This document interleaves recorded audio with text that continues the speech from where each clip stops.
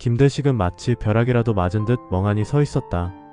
대운빌딩 준공일과 복권 당첨 번호가 일치한다는 사실을 확인한 후 그의 머릿속은 온통 복권 생각뿐이었다. 안녕하세요. 오늘도 방문해 주셔서 진심으로 고맙습니다. 구독과 좋아요 감사드립니다. 오늘은 이미 버려진 로또의 존재를 두고 대식을 압박하는 한무철의 공격적인 모습이 재미있게 전개됩니다. 또한 1000만원의 배상금 때문에 3000만원을 빌려주게 되는 아진과 태아의 새로운 동행도 주목할 내용이네요. 바로 시작하겠습니다. 무철의 존재를 확인하자 그는 당황한 기색을 감추지 못하고 서둘러 자리를 피했다. 대식이 왜 그렇게 가? 뭐라도 물어볼 게 있었나? 무철이 의아한 표정으로 중얼거렸지만 대식은 이미 허겁지겁 도망치듯 빌딩을 빠져나가고 있었다. 집으로 달려온 대식은 숨을 헐떡이며 현관문을 열었다. 여보, 그 점퍼, 내 점퍼 어디 있어? 대식의 다급한 목소리에 해숙은 놀라 주방에서 뛰어나왔다. 저기 있어요. 그런데 아까 뒤져봤을 때 없었잖아요. 대식은 거친 숨을 몰아쉬며 말했다. 내가 그날 입고 들어온 점퍼 말이야. 해숙은 당황한 표정으로 주변을 둘러보며 말했다. 아, 그거요? 오늘 아침에 정리하다가 뭐? 대식의 목소리가 한 옥타브 높아졌다. 해숙은 눈을 깜빡이며 조심스럽게 말을 이었다. 내가 빨래할 때 주머니에 있는 것들을 다 쓰레기통에 넣어버렸던 것 같은데. 대식의 얼굴이 하얗게 변했다. 버렸다고요? 복권을 버렸다고요? 아진이 놀란 표정으로 거실로 나왔다. 무슨 일이에요, 두 분? 대식은 의자에 털썩 주저앉으며 고개를 떨궜다. 357억이 날아갔어. 해숙은 혼란스러운 표정으로 물었다. 당신 복권을 또 샀었어요? 대식은 절망적인 표정으로 설명했다. 무철이가 준 그 복권이 1등에 당첨됐다고. 대운빌딩 준공일 숫자로 무철이가 산 복권이 1등이었어. 해숙과 아진은 충격의 말을 잇지 못했다. 대식은 미친 사람처럼 쓰레기 하차장을 찾아가 뒤지기 시작했다. 하지만 수거된 지 시간이 꽤 되었고 워낙 많은 쓰레기장에서 복권을 찾는다는 건 모래밭에서 이쑤시개 찾는 격이었다. 대식은 땀에 젖은 얼굴로 고개를 저었다. 이미 늦었어. 다 끝났어. 대식은 버려진 희망만큼이나 망연자실한 표정으로 집으로 돌아왔다. 대식은 침대에 누워 멍하니 천장을 바라보고 있었다. 해숙이 조심스럽게 다가와 그의 손을 잡았다. 여보, 정말 미안해요. 내가 너무 생각 없이 행동했네요. 대식은 한숨을 쉬며 말했다. 당신 잘못이 아니야. 내가 제대로 챙겼어야 했는데. 그때 대식의 머릿속에 갑자기 의문이 떠올랐다. 가만 있어보자. 무철이 이놈. 복권이 당첨됐다는 걸 알고 가져간 건 아닐까? 해숙은 놀란 표정으로 말했다. 설마요? 그럴 리가. 하지만 의심의 씨앗은 이미 대식의 마음에 뿌리 내리고 있었다. 한편 무철의 집에서는 다른 종류의 위기가 진행 중이었다. 미자는 무철의 점퍼에서 발견한 립스틱 때문에 냉랭한 태도를 보이고 있었다. 오늘도 늦게 들어올 거예요? 미자의 말투는 차가웠다. 무철은 피곤한 표정으로 고개를 저었다. 아니, 일찍 들어올 거야. 그때 부엌에서 무언가를 하던 무철이 실수로 손을 칼에 베었다.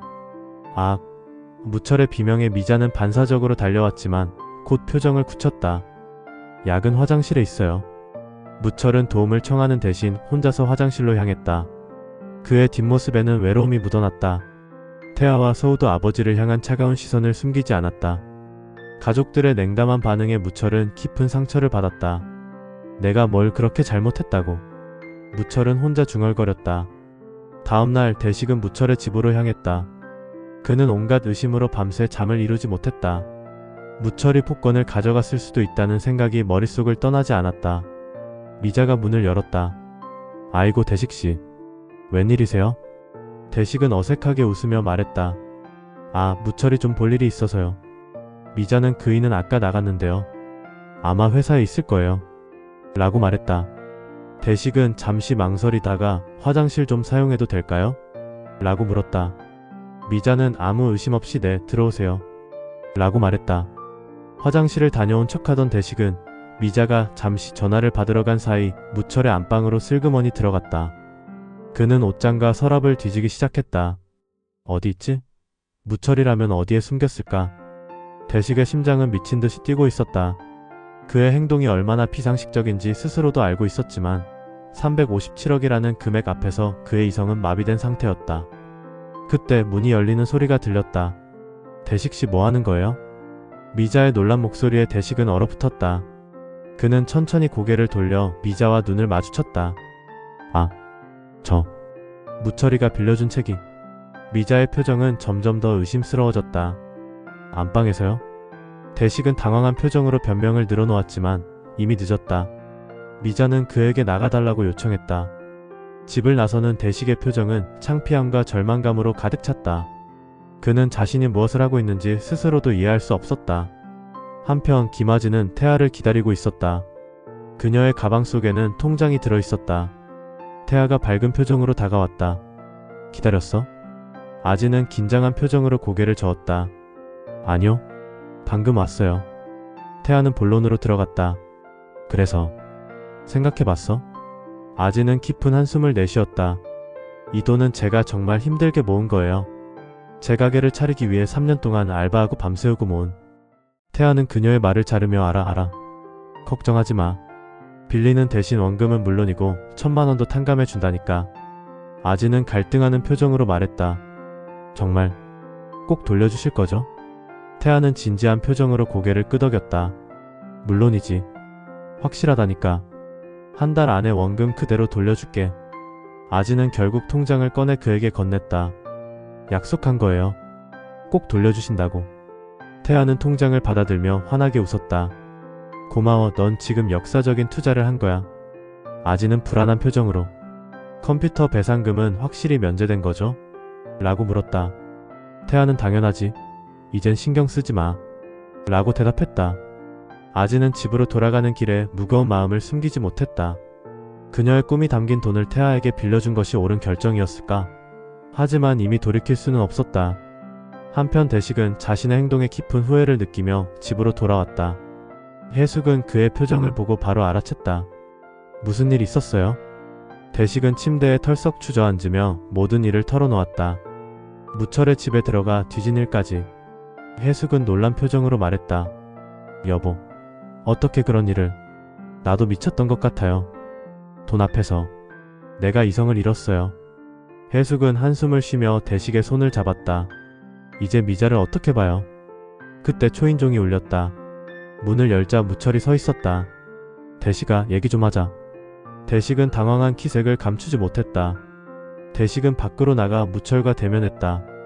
무철의 손은 붕대로 감겨 있었다. 집사람한테 들었어. 우리 집에 왔었다면서? 대식은 얼굴이 새빨개졌다. 무철아, 그게. 미안해. 무철은 표정을 풀며 말했다. 대식이 너 솔직히 말해. 왜 내 집에 왔었어? 무철이 날카롭게 물었다. 대식이는 무철의 갑작스러운 추궁에 당황했다. 평소와 달리 무철의 목소리에는 날이 서 있었다. 그냥 지나가다가 들른 거야. 아래 윗집 사는데 집에도 못 가보냐? 정말 그게 다야? 다른 이유는 없고? 무철이 의심스러운 눈빛으로 대식을 바라보았다. 무슨 말을 하려는 건데? 무철은 한숨을 쉬며 휴대폰을 꺼내 복권 당첨 결과를 보여주었다. 내가 너한테 준 복권 1등 당첨됐어. 357억. 대식이는 눈을 크게 떴다. 뭐? 정말로? 내가 너한테 준 복권이 당첨됐으니 당첨금 절반은 내 몫이야. 어디 있어? 복권. 대식이의 표정이 굳었다. 무철이 자신에게 준 복권은 이미 잃어버린 터라. 무철아. 사실은 그 복권을 잃어버렸어. 뭐? 잃어버렸다고? 무철의 목소리가 높아졌다. 웃기고 있네. 이게 어디서 거짓말이야. 너 당첨금 나누기 싫어서 그러는 거지? 아니야. 진짜로 잃어버렸다고. 애들 엄마가 빨래하면서 아무 생각 없이 주머니 비운다고 다 버렸대. 말 같지도 않은 소리 하네. 나보고 그 얘기를 믿으라고? 시끄럽고 너 내 목 반드시 내놔.